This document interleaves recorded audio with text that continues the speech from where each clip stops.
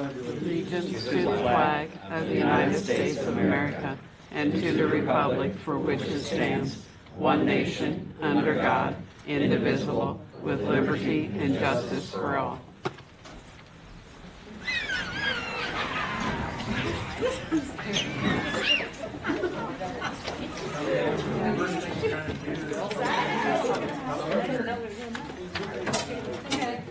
The first one would be, actually two, special exception to build duplex in an R2 and variance from developmental standards for setbacks.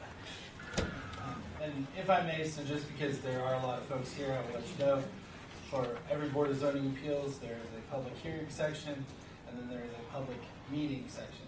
The public hearing section is the opportunity to be heard on a variance that has been brought before the board.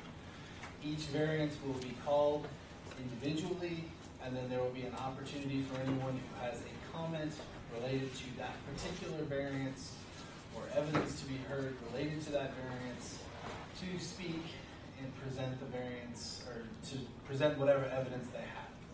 I will also let everyone know that the general standard rule for all meetings of the City of Greensburg, this one including, is that comments are generally refined to 3 to 5 minutes. So that is the amount of time that you will have. I keep watch on my, keep close watch on my watch here, and I will generally try to give you a heads up to let you know when your time is up. So just to kind of give everybody a sense of what the procedure is.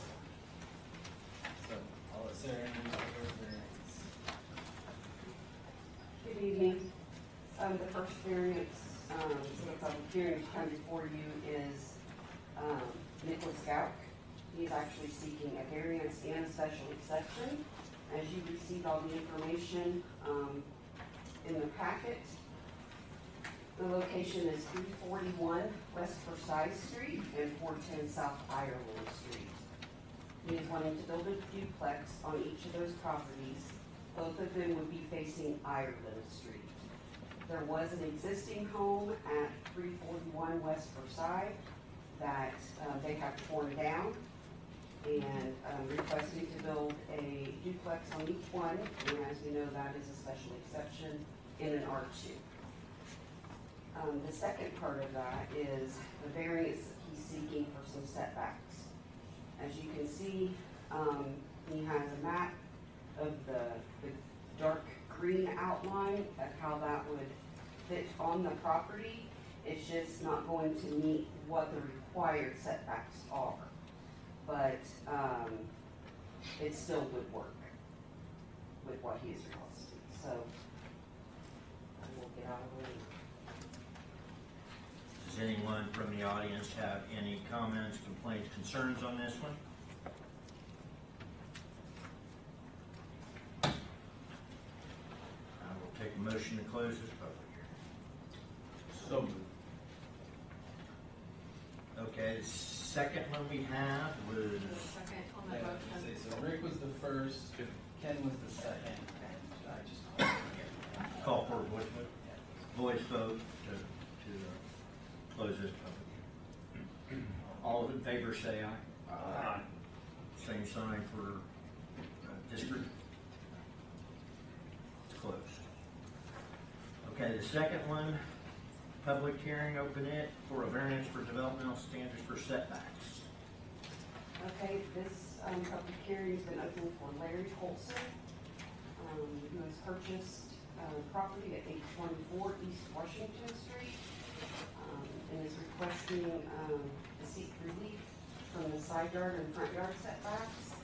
He has demoed the home that was there and is wanting to rebuild the home and a garage in the back. Currently, the front yard setback is at approximately 16 feet, which now in our UDO requires 20 feet. But at 16 feet, it'll line up with the rest of the residents in that home. This is only a 40-foot wide lot, which, as you had come before you before, we have a lot of those in the city limits. So he is requesting like a 4-foot side yard setback, which it's currently at that, maybe even a little bit less than that when that house was there, that's what it was at. So, that way this will allow for the home to be rebuilt, and the garage would be built in the back with the same, side yard setbacks.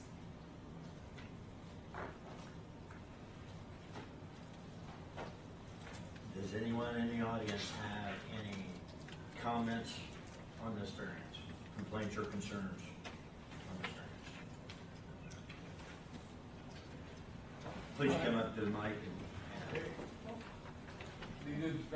Oh, Larry, you don't have to yet. Okay, Yeah, we'll get you up there in a minute. okay, thank you.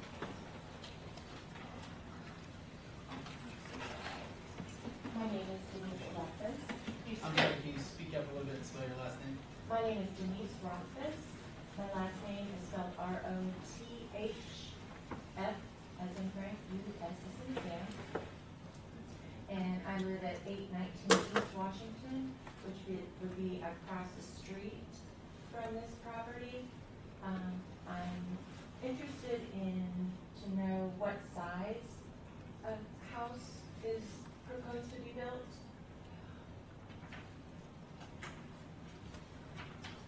Larry, Yeah. what size home is proposed to be built? Depending on the setback, I would like to have 1,200 square foot if I had room. And I do lengthwise, but if the size, anywhere from 900 to 1,200 to answer the question. Okay. Single level. A single level, okay. Yeah, single level. That was my question. Yeah, you're gonna love the house. Okay. Thank you. Does anyone else? I'm Denise. Well, I live across the street. Me, Cindy, Alpha, Now, I get drunk at party a lot. Is Is that this- okay? Oh, yeah, just in my. Yes, sir. You got one coming. Hang on, Dave. Hold on, Dave. You got another one coming up. Sir, what is your name? My name is Lawrence E. Dutcher, Can you please spell your last name? D-U-T-C-H-E-R, You spell it again slower.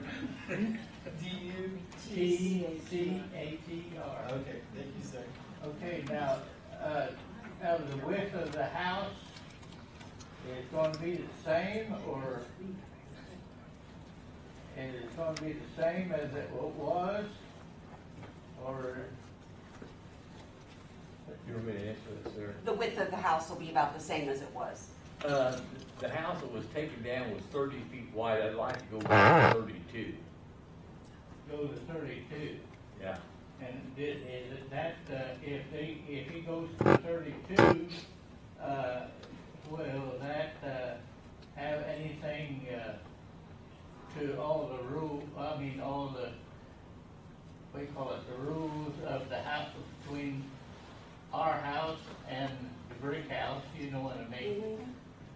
Well, that's what he's requesting, is setbacks, the side yard setbacks, to be about 4 feet, which is what it was with the old house when it was there. So Yeah. he wants to be able to have those same side yard setbacks. Oh, the setback, I was. Setback from the side property lines. Yes. Come Okay. in 4 feet on each side. Yeah, the front. No, the side. Oh, he wants it the same. Well, I didn't know if it was, you know what I mean, would it'd be, what, if he went to what, 2 more foot, or? Yeah, he wants to do approximately 2 more feet. Total. Total, as far as width goes. That'd be a foot on the side, right? 1 foot on each side, 2 feet? Yeah. That'd be Yes, divided up? 1 foot on each side, One yes. foot on each side from it, and it'd be according to Greensburg. Well, right now, That's the request that he's making. yes. So he has asked the city of Greensburg to give him a variance from our current setback rules. Yeah. Because the current setback rules would require it to be 60 total, or 60 setback, right? 6 feet, 6 feet, not 60. yeah. 6 feet.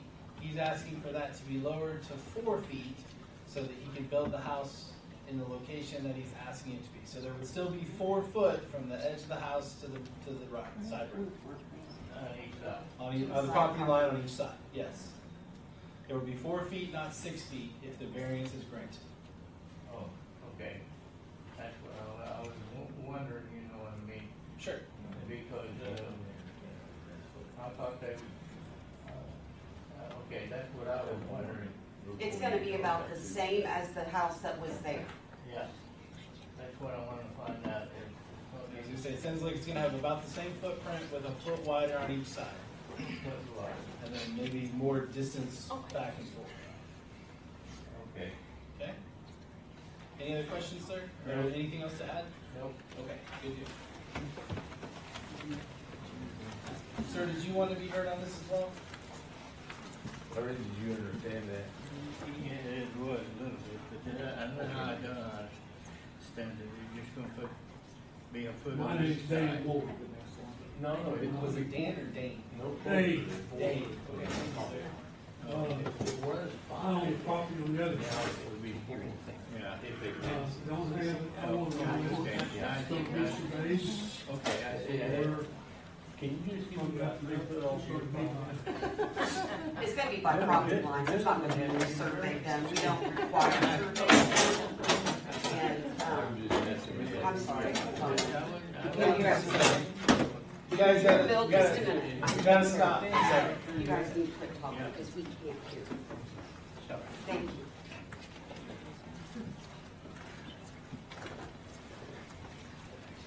Go ahead, Dave. that's the only thing I want to know. I just wanted to, Your question was whether or not there would be a new survey done, correct? yes, I want to make sure, you know, the boundaries are pretty close on me. And I think it's about 4 feet between where the property line says it is, over. So I just wanted to make sure, you know, it stays where it's at. And that's what he's requesting. You know what the property line is, is that what you're saying?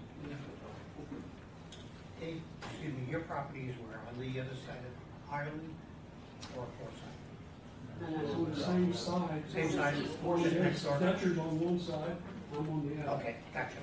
And, And he's on East Washington, I'm on East Washington. Okay.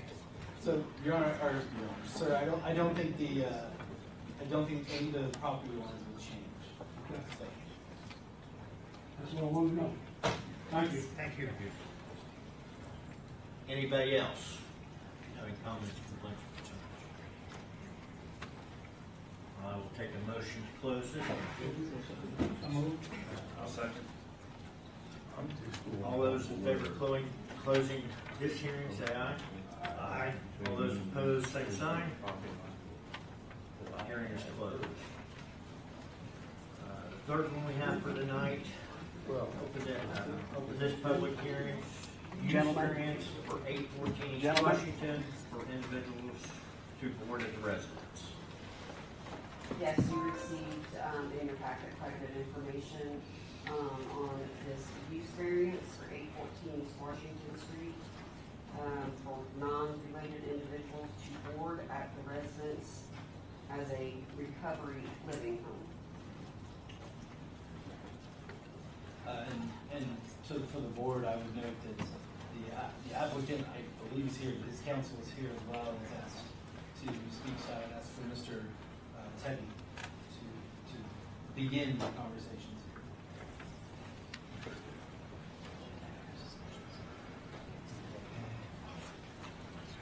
Thank you, Board. For the record, my name is Reece. Helping or assisting Michael Reece with the petition that he's filed with the BZA. So just quickly, just a little bit of a background on this unique property. So the property was originally owned by Michael's father, Horace. Horace was a active community member. And in 2017, had the vision, I suppose, or the idea that providing this home at 814 East Washington Street to help other individuals in the community to have the home for a place for them to stay, live, and more importantly, work, and be part of the community. So to be upfront, that has been happening since 2017 when Horace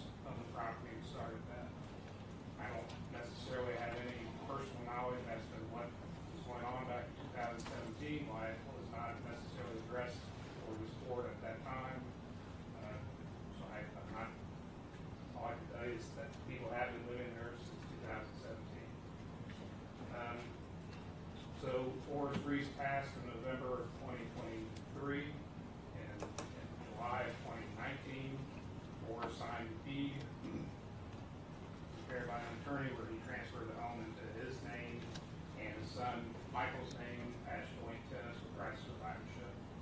So in November of 2023, upon Morris's passing, Michael now owns this property. Michael has continued the mission or the vision of his father and has carried on with having individuals live in this particular home.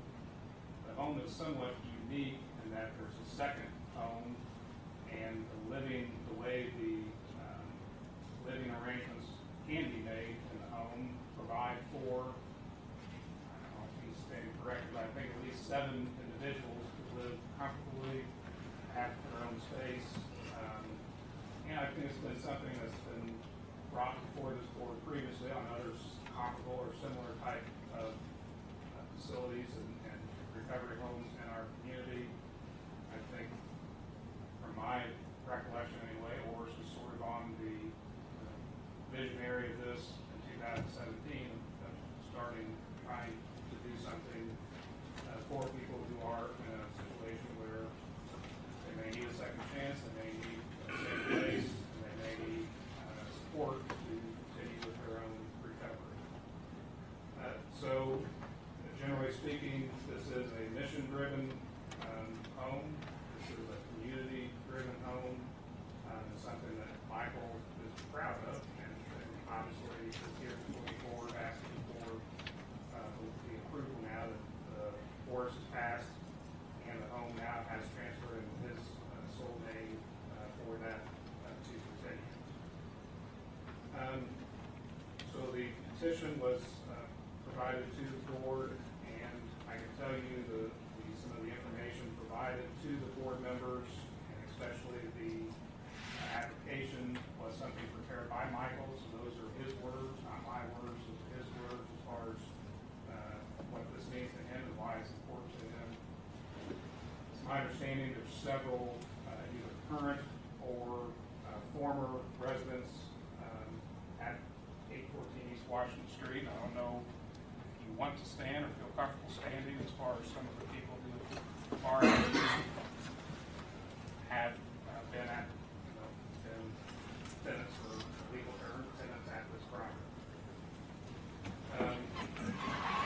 The procedures, there are policies and procedures in place.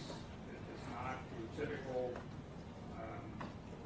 rental contract. It's not a typical single or dual family rental home where you have just the standard rent contract, eviction procedures, and monthly payments, and those sort of things from a legal landlord-tenant standpoint. This is a policy-driven and procedural-driven arrangement between people who are taking advantage of having this facility to stay at, and for Michael, for his own, I guess, legal duty to them and to his neighbors and to the city to make sure that it works. And I think certainly the people standing in this room or just did stand, I think, and I don't know whether they'll come up and talk to the board members or not, but would attest that for the last 7 years it has worked. And that it can continue to work based upon the policies and procedures that have been implemented. I'm certainly willing to entertain or have Michael answer any questions that some of those procedures and policies were provided in the packet. Obviously, the primary ones being that they are employed, productive citizens of our community, that there is no drug use, alcohol use in the property, illegal substances at the house, a zero tolerance policy on that, and just general good behavior, being a good neighbor to your neighbor, not fighting, not having police calls, not having violence in the home, just your common sense, I think, things of how we want our neighbors to act. And again, certainly from Michael's perspective,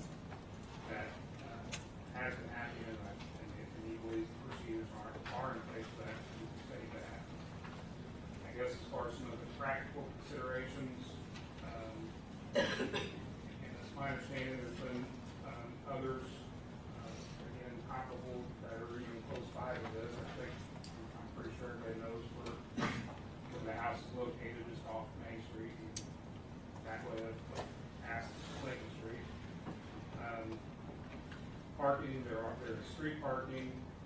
There's, my understanding, there's some driveway parking, outside the garage type parking. And so Michael has recently taken pictures just to show that there had been availability or certainly availability for neighbors to park, availability for these residents at 814 East Washington Park, and not necessarily a parking problem that exists on this section of Washington Street. So I guess I can pass those around with you. Sunday and today. If I may.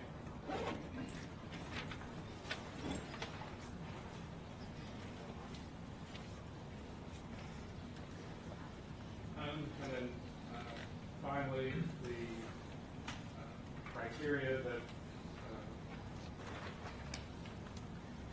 is part of the application and being able to show the board criteria that you have to consider has been met. Again, I would point to Michael's application as evidence of that, and what I've summarized for you today.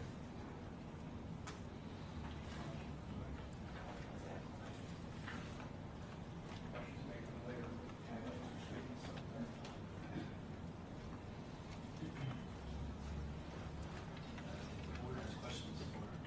Is now the appropriate time to ask questions? Yes, at the public hearing would be an appropriate time. So, well, yes, this is an opportunity to take public comment. I think we would have actual questions from the board at the public meeting. So I think if this would be an opportunity, if there's anything else that Mr. Tebby wishes to present, or any evidence or witnesses that Mr. Tebby wishes to call to provide that information, I think we would then have an opportunity at the public hearing, at the public meeting, to ask any direct questions of Mr. Reece or Mr. Tebby. I'll make a comment.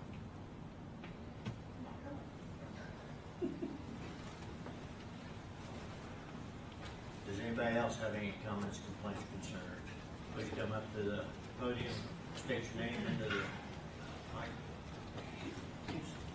My name is Preston Merritt, M-E-R-R-I-T-T, and I've been working with Michael Reece over here since 2019 to 2020, just going in as a freshman in my high school. And not only has he helped these 7 people that are living there, he's helped me out majorly by also teaching me how to do architecture and construction. And if anything is ever wrong with that house, I'm the person he comes to try to fix it. I will personally do anything to make this house legally allowed to have people live in. Because I feel like without this house, these 7 people that would live in there wouldn't have the chance that they are at right now. And so as me, I wouldn't be in the position I'm in today if it wasn't for him. That's all I just want to say. If there's anything to do with parking, I will personally go out there and paint on the road parking spots with their title. Title, the name, or the car license plate. But I do anything to keep this house running. And I apologize, Mr. Mayor, do you currently reside at that residence, or do you reside somewhere else? no, I reside over at 1129 North Anderson. But I go over there every week and I check up on everyone. I'm personally a friend with every single person in that house. And I'll personally say that they all, I will say some of them, if they didn't have that house, not to be rude, they would be back out on the street doing whatever they want. And sometimes that happens with people in there, but we are very strict in that house. And I feel like if there is a neighbor complaint, that they can come up to us anytime. And I'll be the one to try to fix it. Or him, or anyone there, as a matter of fact. That's just all I wanted to say. Thank you.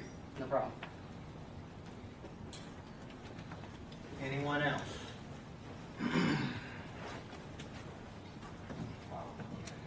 My name is Dawson Patchett. I've been there since the beginning. He's done so much more for me than I could even fathom or begin to put into words. He's like a father figure for me. Okay, I mean, I don't really know what to tell you other than he's stepping me in. He's giving me leadership. He's giving me a place to clear my head. He's giving me a place to grow as a human being. And I've seen every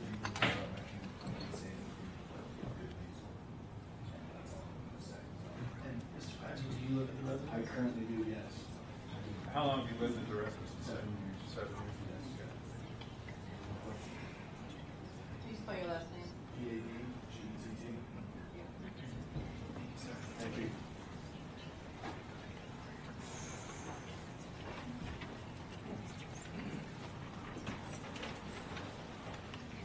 Hi, my name's ADJOURN, Y-O-R-N, How do you spell Alexi? A-L-E-X-A. I just wanted to speak a little bit on Coach's character. The day I met him, I remember his exact words were, "I get it, you need a place that you can accidentally leave your wallet and not have to worry about it." As soon as he said that, heart to my gut, oh my gosh, where's my wallet? I had left it at the place that me and my fiance were previously staying at. All of my money, I just cashed a check, got stolen. And the next day, we told Michael about it, and he immediately said, "You can't stay there anymore." Moved us in, and it's created a bond that even to this day, I'll call him up and, "Coach, how do I fix my water heater? How do I do this?" You know? So it takes a great heart to do what he does. Are you currently at the residence? No, it's been 2 years I haven't been there. Okay. How long were you there? Just over a year. Okay. Thank you. Thank you.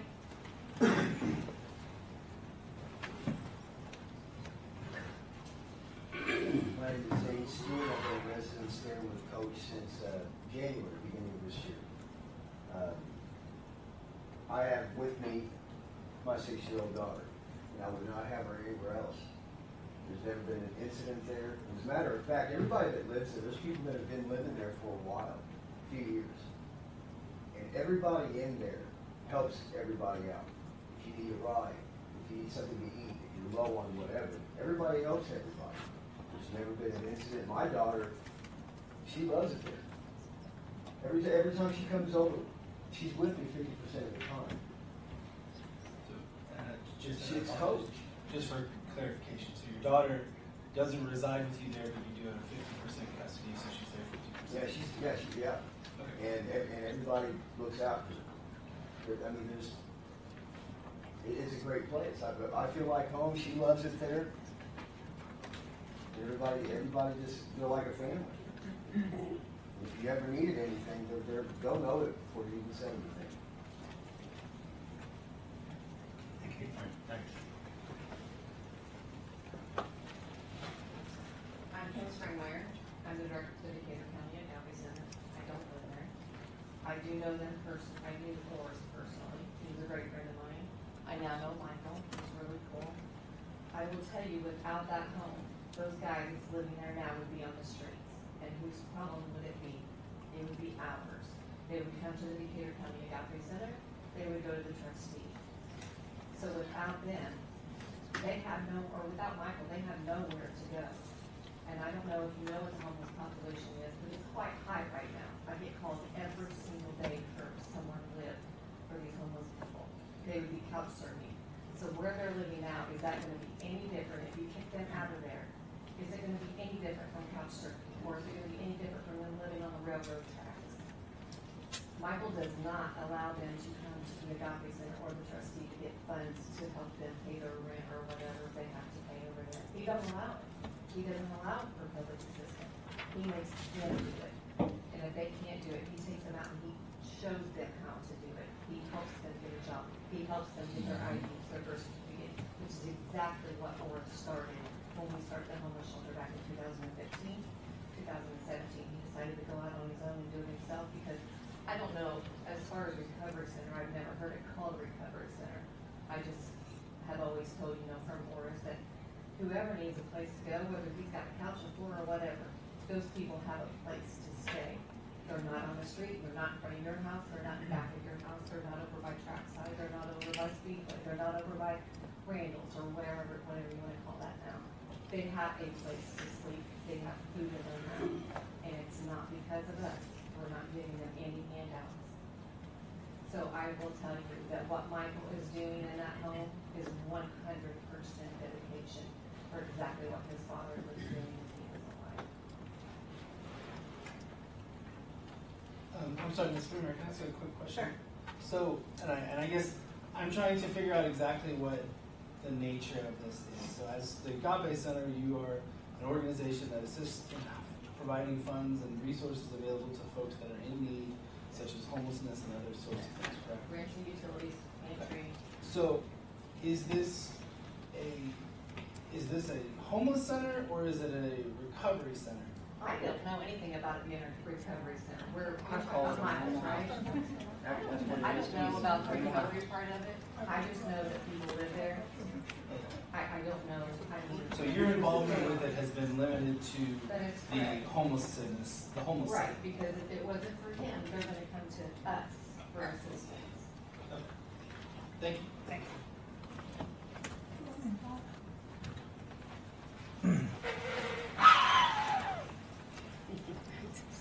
I feel like it's probably time to clarify a few things. I've never called the situation a recovery center. In fact, I tell everybody that comes to me for whatever reason, you know, there's not gonna be any meetings.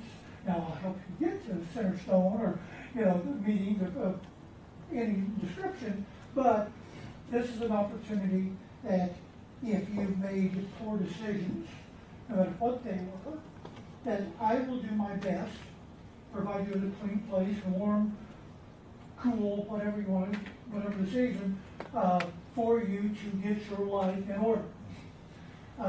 And what this gentleman needs may be different from what this gentleman needs, and we go and we work with that. But there are very simple things that are required in rural America. You will have a job. You will always have a job. If you decide you're going to rage quit, you better have another job, because it's not just about the rent, it's because not just here, but any place you are in life, you've got to be able to pay for your housing, utilities, whatever, or you end up in a really bad situation. So, although we have conversations and chats and talks and so on and so forth, and there are some situations that, you know, people have had urges that they wanted to go back doing things. My door is always open. But as a recovery center, as we're going to have counselors coming in, things of that nature, that isn't happening. This is just simply, this is what you need to do to be a productive citizen in rural Indiana. Now, within the last 2 years, 18 months, one new rule has gone into effect. And that is, once you're here, like 6 months, you must be working toward getting past tickets, whatever. You must be getting your driver's license. You can't live in rural Indiana where the damn bus ain't gonna come pick you up in Greensburg to get you to and from work. So you must be working toward getting your driver's license, unless Judge Baylor or Judge Denny has something to say about that, okay? Other than that, everything you need to be doing, and within 6 months, I've got to see that progress. And I'm going to set an apron who fixes up what we call beaters to heaters. He buys stuff off Marketplace and gets them so, now I call them 30-mile cars. Don't take them past Rushville, Batesville, Shelbyville, you know, Columbus, because they're not that car. They are to get you from living to work each day, because you cannot continue, if you were in the past, walk, well, I just walked 22 miles until it's pouring down rain, or it's 97 degrees, or 4 below, you know. So I just try to give them structure in such a manner that possibly they haven't had in the past. Now, one other thing, and the reason I want to bring this up, we have had several over the course, they don't generally last very long, gentlemen that had 2 cars, but they lived in Avon, or they lived in Plainfield. They're typical situations, and their beater with a heater just could not get to and from Honda every day. They had a good job, they didn't want to lose it, but they needed a van. Their wife, the family was fine, so what they basically would do was rent the room. That was where they slept for 4 nights out of the week. When they got off Thursday night, they were back to Plainfield, Avon, wherever, you know, for their family for the weekend. But when you start adding in gas, $4 a gallon, and yada, yada, yada. Didn't take long for it to be cheaper to do that than it was going back and forth, and you didn't have to worry about the car, taking a crap on I-74. So, and we've had several husbands and wives taking breaks. Hey, we don't want to get a divorce, but he needed a place to get away for a few weeks, few months, whatever. That's also. So I don't want it to be perceived, because it's simply not true, that everybody that is in this place is damaged goods, because that's simply not the case. There's some situations that it was for the greater good of them, Greensburg, to allow this situation to happen, and that's what goes on. So I think I'm going to end it there. If you have any other specific questions, I will happily answer them. If you want. I guess I have a couple. So you're not an organized nonprofit organization or anything like that? I absolutely. If Dad said this once, it made me nauseous hearing it. Do as much as you can, for as many as you can, for as long as you can. That was Dad's mantra. And everybody in here knows Dad had some uncomfortable years at the end with dementia and so on and so forth. But Dad helped start the homeless shelter here. It's kind of morphed into something else at this point, which is none of my business. That's fine. So it kind of opened a bigger window, because it's just not the same, as it used to be. So, but that was his vision, and that's what he wanted to do. I will be very frank and honest with you, Mr. Stephen. I had to pull Dad back in the last several years because, oh, here, come on in. Well, this guy we're not going to take. It couldn't just be anybody that walked in off the street and had a sad story. There had to be, and they had to demonstrate to me that, okay, you screwed up, you stubbed your toe. I don't care what happened before, within reason. Within reason. From right now, here's what's going to matter. You follow the rules that are all over the house and paper everywhere. You follow this. Bob's your uncle. We're good. Okay? I've also had a couple of folks from the county level ask me questions related to this. So how are individuals identified in your home for purposes of 911 calls? Like if a 911 call is made to that residence, how do I know who is in the home at that time?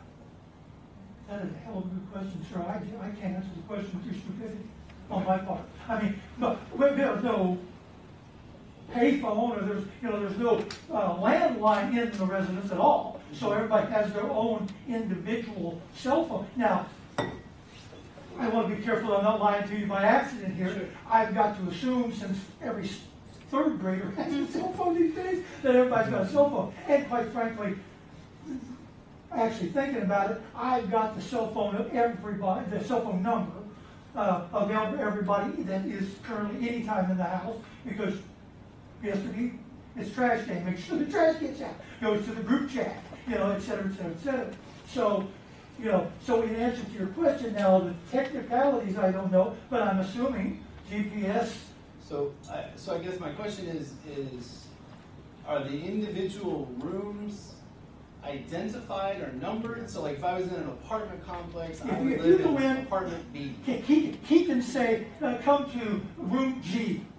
Oh, there is, the answer to your question, there is a letter on every room door, yes. Okay. So then the other question I had is, how is mail delivered to the residents? Is there an individual mailbox for everyone? For everybody. Everybody. I pick up the mail every day. So there's one mailbox for the building? There's one mailbox for the building out front. I pick up the mail, and depending on how hot it is, on a given day, I'll go around and slide it in the slots in the door or whatever, or put it on the freezer or whatever. And I want to make it abundantly clear, unlike a apartment complex, Zane was correct. Again, I want to make sure I don't lie by accident. I have never, in the 7.5 years that we've done this, I have never had anybody come to me and say, somebody stole my wallet out of my room, or this. Now, every once in a while, probably a couple of times a year, somebody may steal somebody's White Castles out of the freezer. But beyond that, I have never had a room broken into, and untoward things where the police had to be called and say, Yeah. And I will say, I'm asking in the recovery vein more because that's part of what the petition was indicating. But so like other organizations that have come before this board, like so there's Spronza House, they enforce their rules by drug testing and ensuring that there's no drugs and alcohol in every room. I mean those sorts of things. Is there any procedure or policy in place at your location that I have 25 to 30 language cups at my house, and anytime, and you can pull any of them up here that you want to. If I think anything like that is happening, you're gone. It's just that simple. Now, the answer to the question has got to go through everybody's mind in here. 43 years I've coached and refereed at every level. And I'm not talking about high school, I'm talking about college, yada, yada, yada. There is nothing, and I mean nothing, that I haven't had to deal with, unfortunately, to be honest, 15 times. I know the smell of meth. I suppose it doesn't, when you don't, I've never in my life done any of that stuff, so when you smell it, it doesn't take much. And in fact, I had one scare about 2 years ago, and we found a baby possum who got in. He was actually peeing. It was the wrong smell I was smelling. But everybody, caught the wrath of, hey, I'm smelling this. What's going on? So I am confident that should anybody that's currently there partake or attempt to partake in anything like that, it would be, I go through the house every day 2 or 3 times minimum. Okay, so I'm physically in the house literally every day several times. But I'm also convinced that anybody in the house would report that to me immediately. And like I said, I don't want it to be perceived that this place is, everybody is broken that's in there, because that's just simply not the case. Some situations, it's simply just a better situation for them, either at the time or long term for them in the city of Greensburg, because they've got a job, or they Resnick, or whatever. And this is a co-ed facility?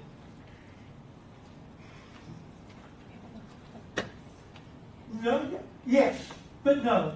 I'm very, because I had one tenant that had been there for 3.5 years, he asked for that to be the situation. In his particular situation, that is the only co-ed situation. So the bottom line is to keep me from being illegal when women, and it's amazing, when I do have a room come up, I put on Facebook, whatever, about 70% of women that inquire.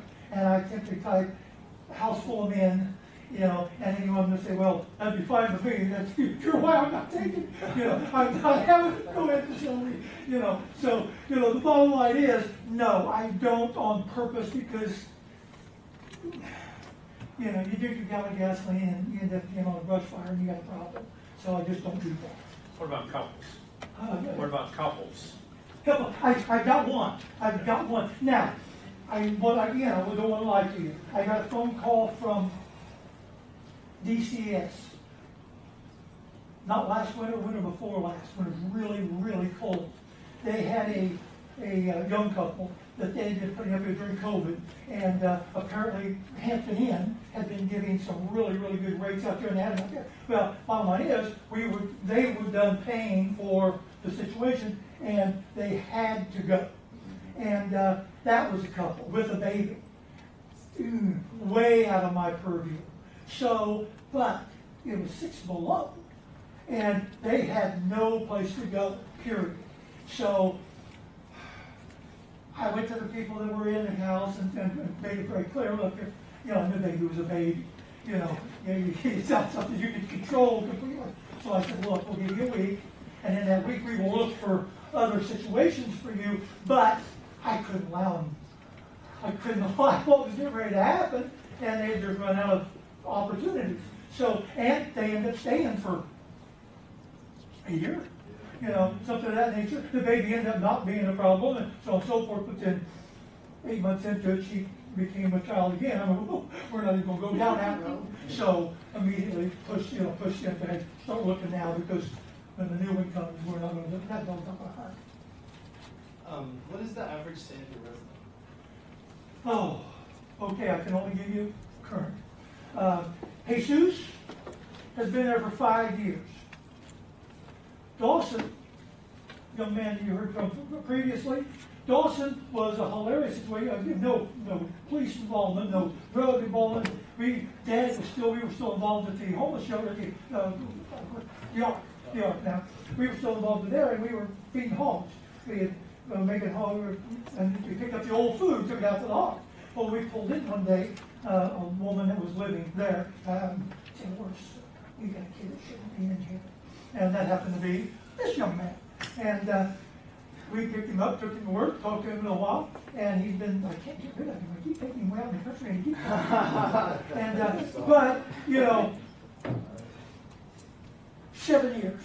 Jesus, 5 years. I'm a lie, Matt. 3.5, 4. So I've got short-termers, but again, I've talked about other things that we've talked about. Sometimes, hey, me and my wife need to be away from each other for 3 months, so I know that going in. Hey, we're good, and boom, boom, boom. Sometimes, and I'd be a liar if I didn't. Sometimes this guy ain't gonna last.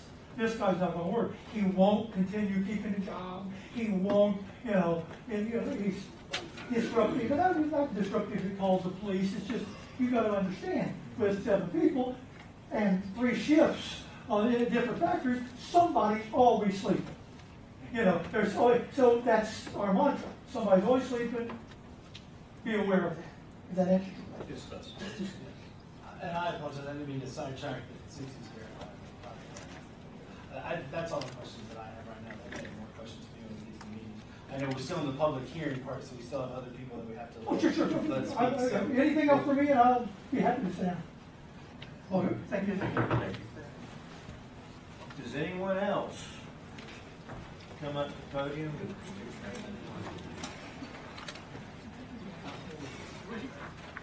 Hi, my name is David Crawford, and I'd just like to speak on the recovery aspect of the household. I was there about 3 years ago, fresh out of my first time in jail, first time ever getting in real big trouble. Not knowing what to do. My parents kicked me out in 17 and moved states. I was lost, confused, and dead to the wrong people. And if it wasn't for Coach here, I would have never gotten away from the people, the places, and the things I needed to get away from. And he's given me more chances than I know, and more things to be grateful for than I can have. That's all I'd like to say. Are you currently residing there, sir? No, it's been about 2 years, maybe 2.5 since I resided there. Thank you, sir. Thank you.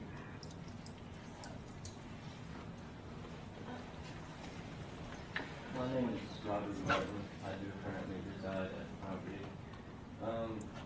Coach has an awesome heart. I mean, I got there in January. I came down to the city to actually, I did tile work at the time. The job situation didn't work out, and I ended up getting stuck here. Didn't have anywhere to go. Coach brought me in because he made a post. He took me in. He didn't really have any space. He said, but I do have a couch. If it helps you out, I have a couch. I was like, you know what, okay, let me try this. I don't have anywhere else to go. The truck broke down. Didn't have anything. So he helped me get around, get to the staffing agencies. I ended up getting a job at Steel Tech. I've been here about 3.5 months. And for one coach, I'm sorry. If it weren't for Coach, I wouldn't be in the position I'm in now. Thank you. Does anyone else?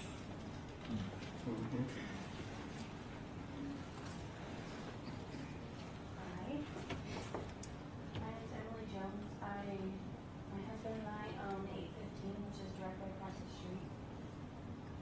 I hate to be the first one on the opposing side, but just a few things. With the parking, I've had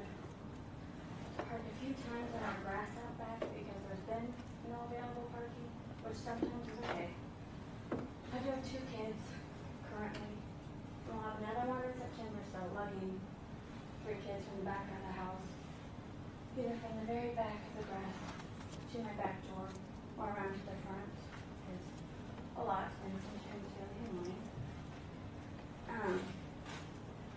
I do know that the police have been called a few times, whether it was fighting or one time we heard like gunshots. I'm not sure who it was. I'm not saying it was specifically them. I have no idea. The loud music that comes from there sometimes. And recently there's an officer talked to us about somebody standing there about that had stolen a vehicle and it was